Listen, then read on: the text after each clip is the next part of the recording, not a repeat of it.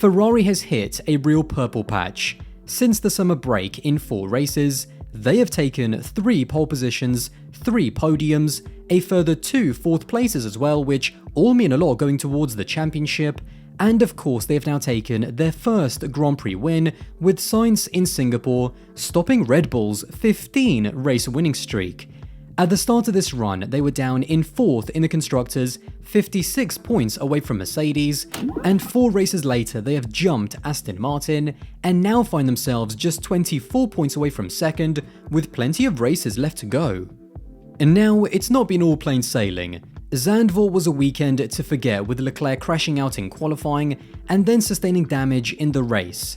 In the end, Sainz actually finishing the race in 5th was almost an overachievement given how poor the car was. Zandvoort turned out to be, however, a pivotal weekend where the team decided that changes needed to be made. All season, both drivers have been struggling with the unpredictability of the SF-23, but at Zandvoort it just seemed to reach a tipping point where not only were Charles and Carlos unhappy, but even young driver Robert Schwartzman, who stepped in for Sainz in FP1, also talked about how tricky the car was to drive.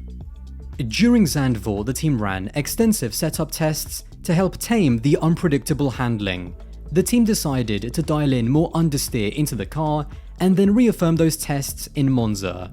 Whilst this immediately put Sainz in a much more comfortable window and also allowed them to extract more performance out of the car, Leclerc wasn't as comfortable. Right from FP1 and all the way up to qualifying, Leclerc made it clear that he struggled right from the off to find a setup that worked for him, and it was only once he mirrored Sainz's setup before quali when he finally was able to get as close as he did. That was the fundamental setup change that Ferrari have made that has brought the car closer to Sainz, further from Leclerc, but most importantly has made it faster in general. Leclerc actually gave a really great interview in the build-up to Suzuka, basically explaining what changes Ferrari have made and why he's been a step behind Sainz since.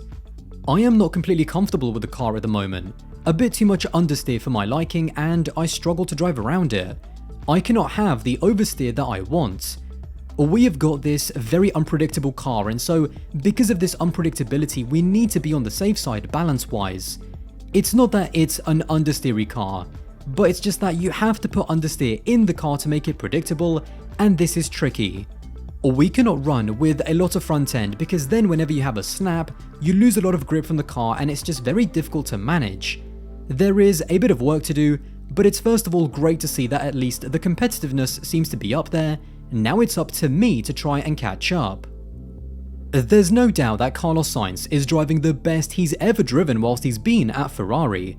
He's outqualified Leclerc 3 races in a row, and whilst the Monza pole was Leclerc assisted given that Sainz had the tow, Singapore was just a pure performance where Sainz pulled out a great lap and then put himself in the position to benefit from the drivers working together. Now, I do think it's worth mentioning that the reason why Sainz's upturn in form is so notable is because it's unexpected. The same thing happened when George outqualified Lewis 3 races in a row, but when we see Leclerc or Hamilton do the same to their teammates, no one ever really talks about it. It's just expected. In a way that represents the current reality that even though Ferrari, like Mercedes, have, in my opinion, the 2 best driver lineups on the grid, because of how close and competitive their 2 drivers are, it still feels like from the outside that Leclerc and Hamilton are the team's unspoken number 1 drivers. Even though it might sound like it, I'm not trying to take credit away from Sainz and what he's done over the past couple of races. With where the team is now, the drivers are going to be a lot more collaborative and more willing to work for the team. But if Ferrari take the jump up that they want to take in 2024 and start challenging for wins more regularly, or will Sainz be able to raise his level and outperform Leclerc in a championship situation? I think that's still the question mark that both I and also the team have as well. Carlos Sainz is a great driver, make no bones about it, but there is a very big difference between being able to win a few races when there isn't that expectation and being able to survive the cauldron of pressure of a championship fight.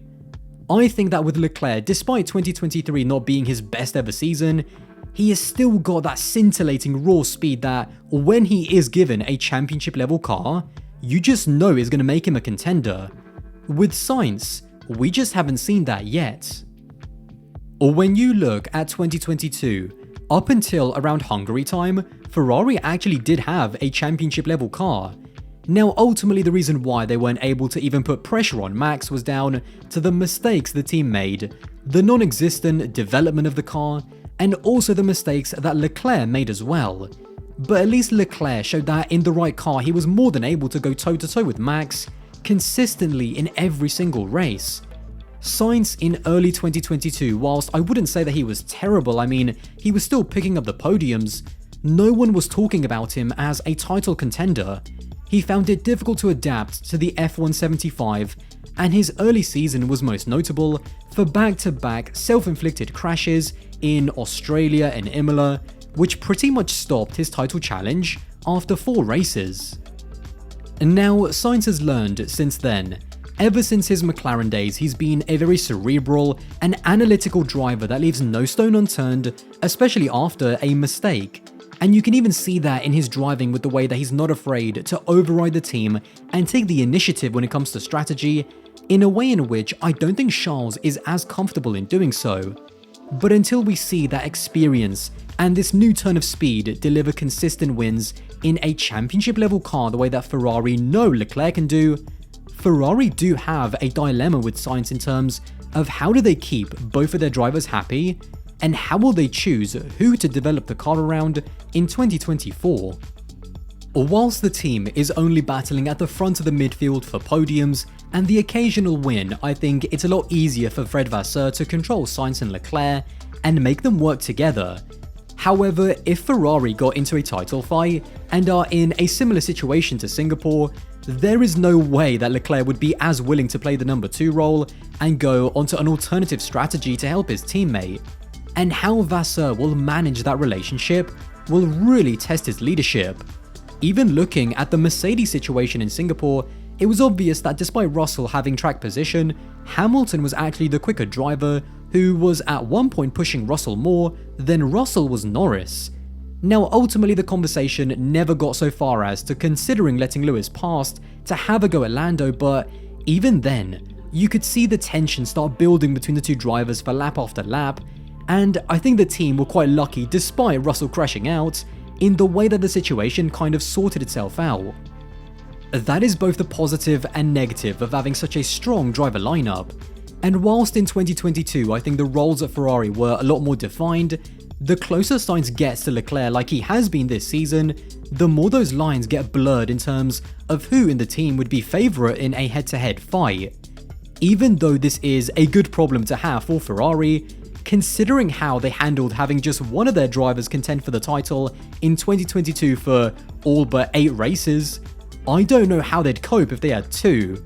Is Ferrari capable of managing 2 equally fast drivers if they had a consistently race-winning car?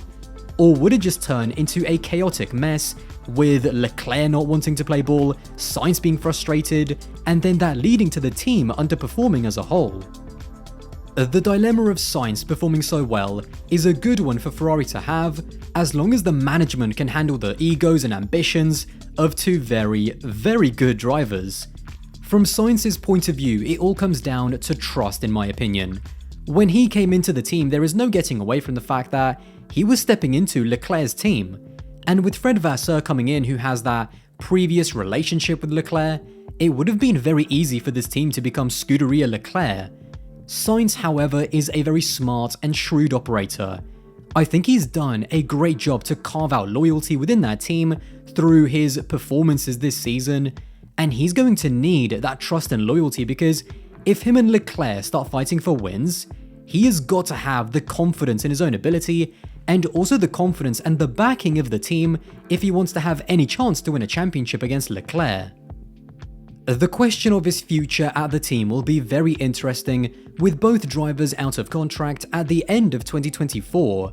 Keeping both of them is a no-brainer, but how long they are both kept will indicate the confidence that each of the drivers and also the team have in each other for the long term. For Leclerc, I don't see anything else outside of Ferrari. He was famously given the longest Ferrari contract in history after just his first season at the team, And whilst I think Leclerc will once again look for a 3 or 4 year deal, or will Sainz be given the same amount of years as Leclerc? The rumours of Audi, who will take over Sauber as a works team in 2026, being interested in Carlos Sainz, have been there really from the moment Audi entered F1. If Sainz only extends his contract until 2026, then it opens the door for this move to happen, and it also shows us that Sainz and Ferrari aren't fully committed to each other. If Sainz wants to stay at Ferrari for the long term and isn't given the same length of deal as Leclerc, that also tells us something interesting. Carlos Sainz driving at his absolute best is a good dilemma for the team to have. Whilst it does present them with some philosophical questions in terms of how to balance the development of the 2024 car between them, it still puts them theoretically in a very strong position if they do have a car as quick as the Red Bull. But my question to you is, despite the form that Sainz has shown, if hypothetically Ferrari had a dominant car similar to the Red Bull this year, would you now pick Carlos Sainz over Charles Leclerc if the title came down to just the two of them over a full season? Well, there you have it. If you did enjoy this video and want to support the channel, then don't forget to subscribe. That would be massively appreciated, and I'll see you in the next one.